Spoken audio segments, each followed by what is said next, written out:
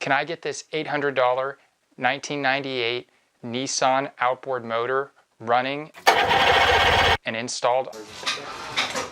Scott, we were not ready. On my Tracker Pro 18, let's find out in this video.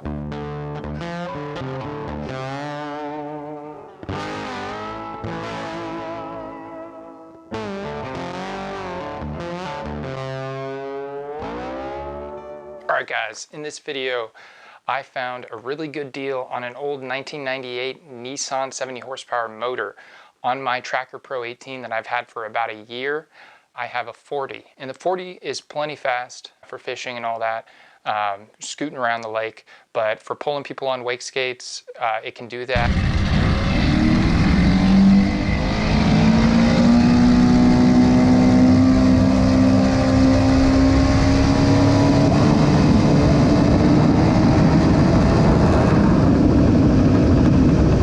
It's almost impossible to get someone up on a wakeboard, but I'd like something that's not going to be struggling so much and putting so much wear on the motor to do wake skating and wakeboarding and all that stuff. So I've been looking for a bigger motor, came across this one. It's a Nissan motor. You know, they're not so popular, but you know, Nissan's just rebranded Tohatsu, so I thought, you know, with a little bit of help from my dad, who's a mechanic, and since it is a rebranded Tohatsu, you can find parts for it. Went ahead and got it.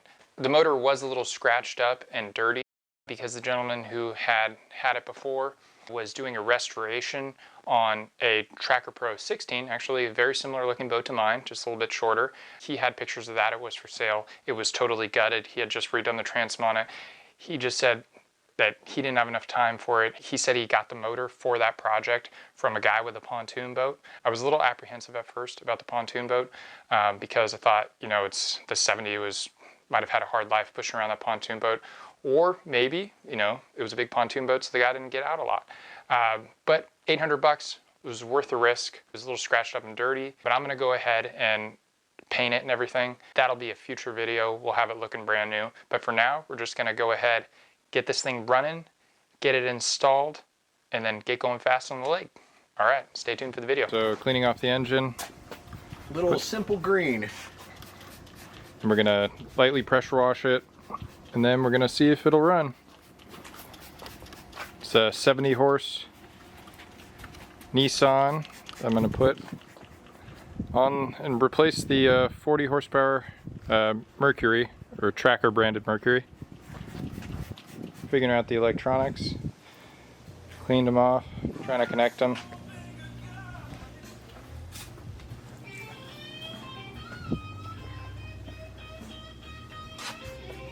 Looking at the carb intakes, looks super clean.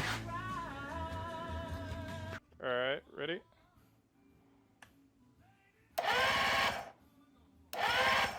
Nice. She's alive. Trim works. Turns over. Needs fluid. Need some fluid for the trim though. Oh, got it. Got Scott's boat here. We have the system up there, the fuel line with the coat hanger. Then we have the engine right here hooked up. We're going to put the hose on it, and we'll see if it gets running.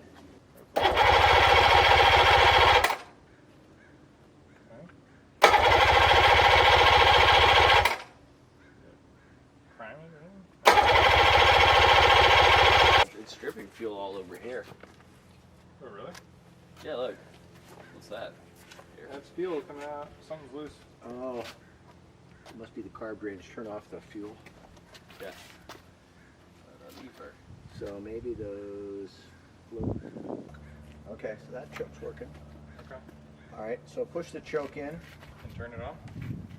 And yeah, try cranking it.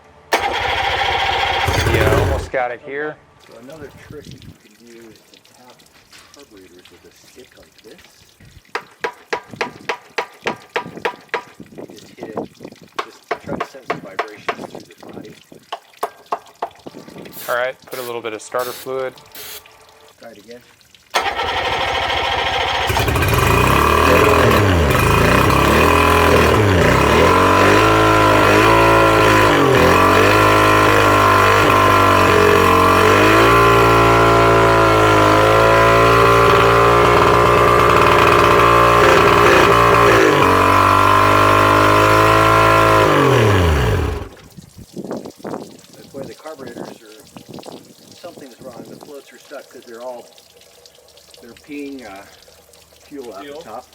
All right, so after a few minutes of diagnosing, we confirmed the carbs were stuck. Yeah, I'd say it's some sort of carb issue. I think we may have to take them off and clean them. Probably a good idea anyway. All right, so in this next part, we're gonna go ahead and go through cleaning the carbs. I'll actually do another video later showing the entire process, but this is just a little bit to show you how we clean the carbs, got it back on the motor, and then see if that was a problem, if we can get it running again. So here's this part. So this is one of 3 carburetors off of a 70 horsepower Nissan, which I think is also a Tohatsu. And what year is this motor? 98. 98. So the previous owner said he drained the carbs, but didn't do a very good job. We got the motor to fire, but it won't run, and everything was coming out the overflow tubes.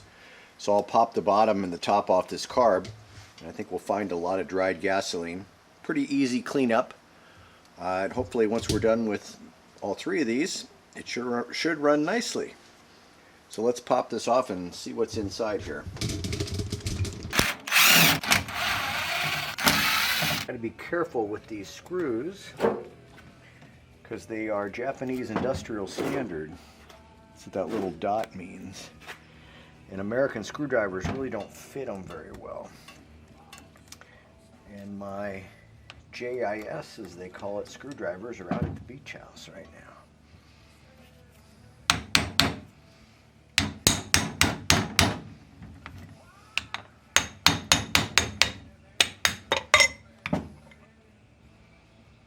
Ooh, the moment of truth. Definitely some varnish in there. That would explain why it's not running so good. But should be an easy cleanup. Give it a whirl.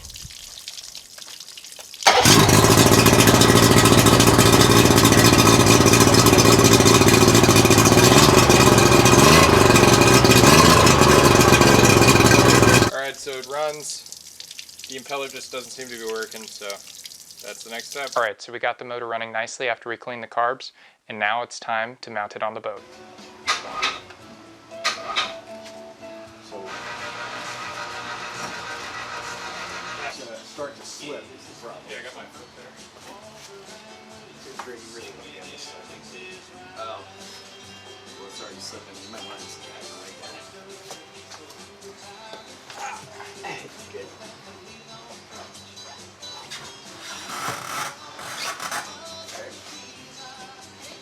That's as good as it's going to get. Oh yeah, that's pretty good. Okay, higher. Might as well do as much starting and stopping possible. We're going to jerk it around. That's pretty good. Which is leaning it forward, I guess. Yeah, I don't think you have to hold it.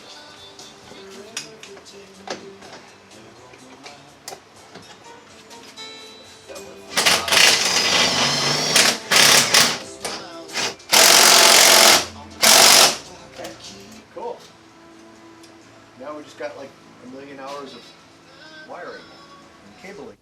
Alright, so trying to do the electronics here. Get the throttle hooked up and all that. Problem is, in there you can see where the electronics connect to the console here.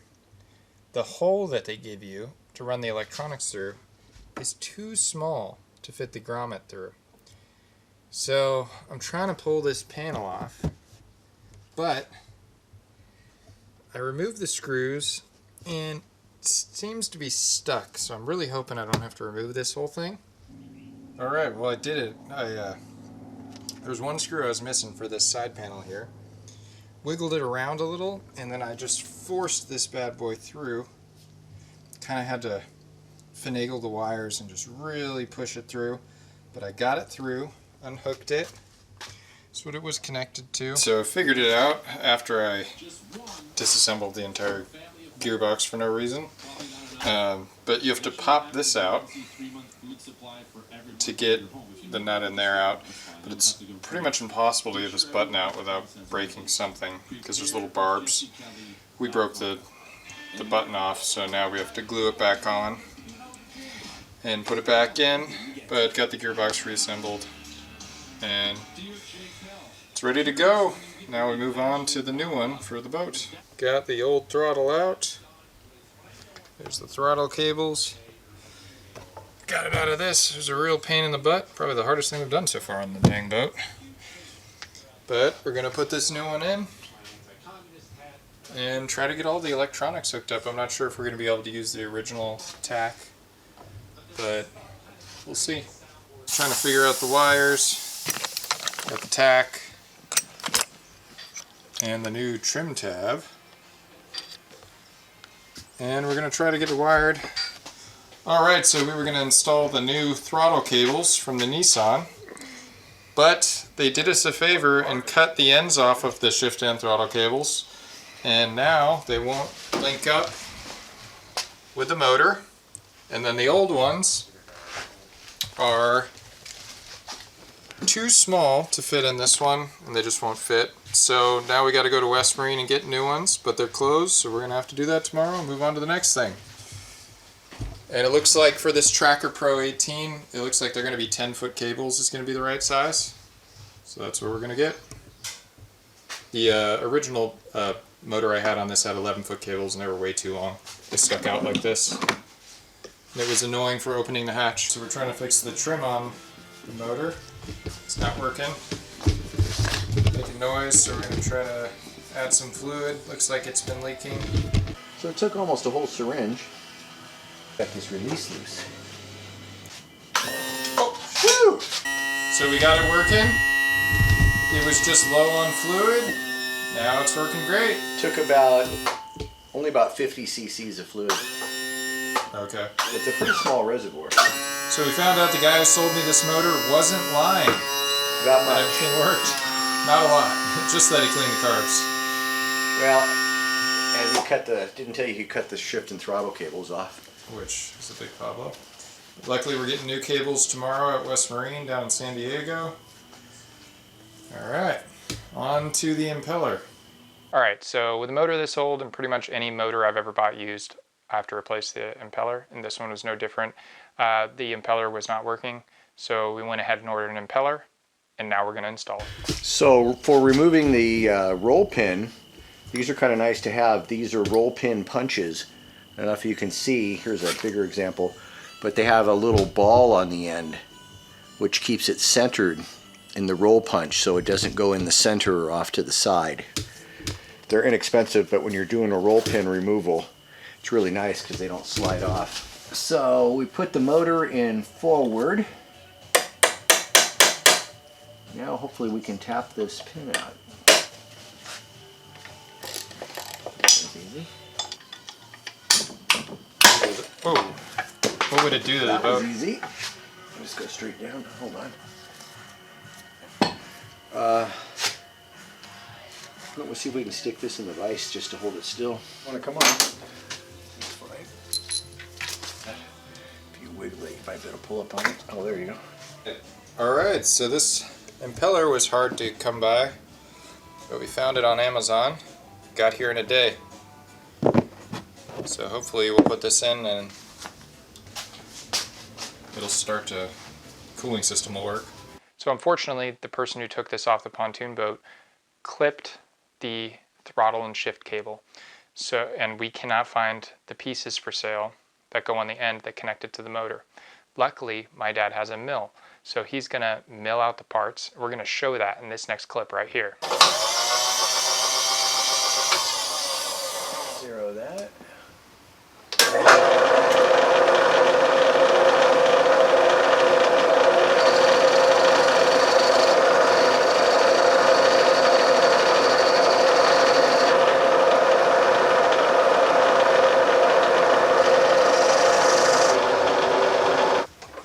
Is it pretty hot after that? No. The rest of it we'll do on the sander. Took off about 2 millimeters. So you milled them out? Yeah, I cut them and then These things right here. squared them up on the mill and then used the drill press to hold the tap straight. That's mill spec. Believe all it or the not, way. Everyone sells throttle cables, but no one sells these.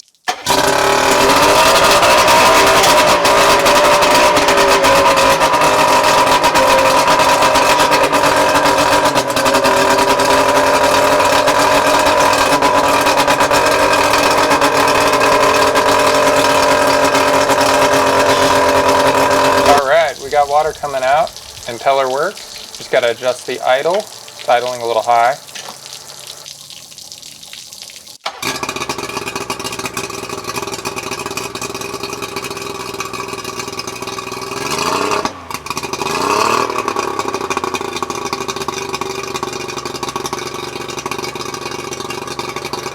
There, got it just about perfect right there.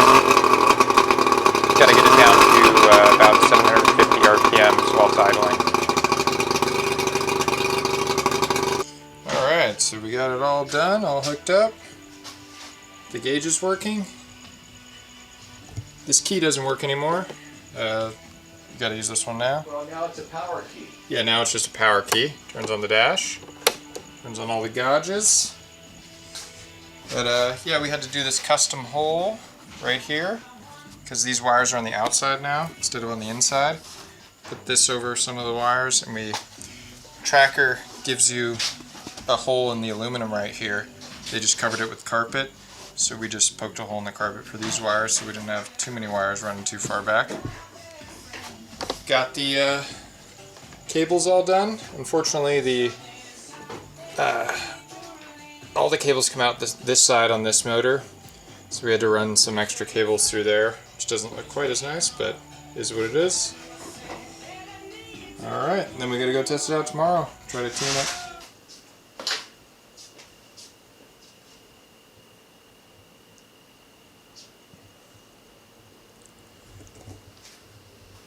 Alright, we finished the motor swap, got the 70 on.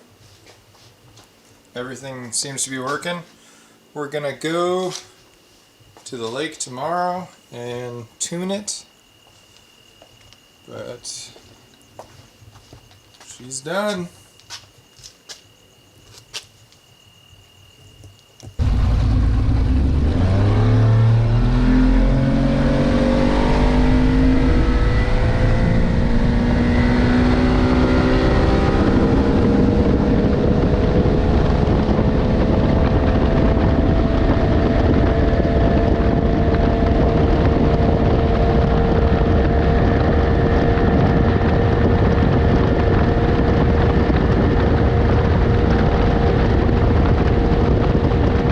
Alright guys, thanks for watching my video. As you can see, we took this old $800 motor and got it cleaned up, running, and installed on my Tracker Pro 18.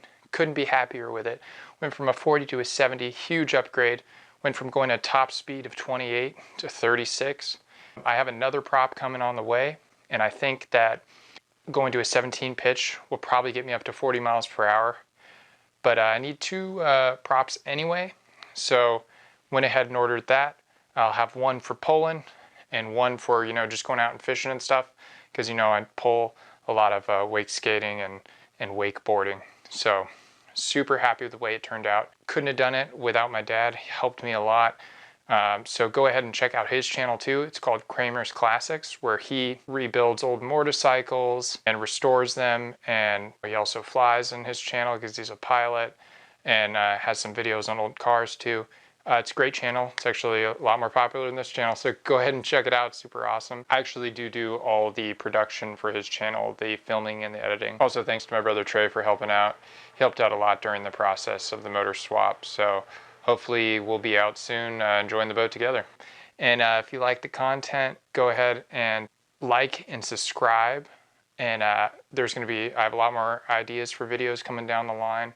I'm gonna probably do more detailed video of the steps of this and a bunch of wake skating on the back of this boat and stuff, showing you how it performs. So go ahead and stay tuned for those new videos. Hit the notification bell so you know when those come out, and stay tuned for another You're My Boy Blue Boats video.